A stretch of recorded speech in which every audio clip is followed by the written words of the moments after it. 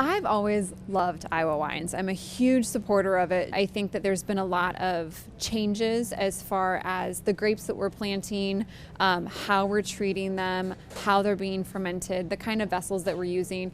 What I expect from what we do in the state of Iowa is different than what I should expect from a Cabernet or a Sauvignon Blanc. You kind of get to go across the board from dry to sweet depending on what you're tasting. Looking at Sauvignon Blanc, Le Crescent, I think you're getting more crisp, citrusy quality wines that do finish a little bit drier. And then you look at Edelweiss and you look at Brianna, and you tend to get more of that sweeter style that's a little bit more appealing to people who might like Pinot Grigios or Riesling. Red wines that I get excited about, St. Croix, I love, absolutely love it. Marechal Foch is fun for me just because it's a really good substitute for Pinot Noir. I really enjoy it. It's lighter, it's brighter, it has really pretty acid, so super food friendly, and I'm always drinking and eating, it seems. And then Noré is something that I've seen a little bit of, not a ton, but I find it really interesting because it's more savory and it has more of an herbal quality to it, and I enjoy that a lot. I would say for holiday meals, because you do see a lot more people trying to highlight what we do in the state, the rosé style of wine tends to be really popular, but a good way to take an Iowa turn on that is by doing a fruit wine. Having, a cranberry wine or a raspberry wine.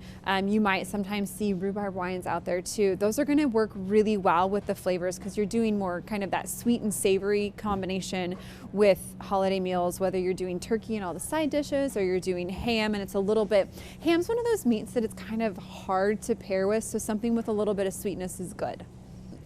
Pork and Iowa wines is such a great match because our pork is a little bit more rich and savory and has more of a textured kind of buttery quality to it. And you put wines like Marechal Foch, kind of like I mentioned before, it has higher acid, and so I think it works better.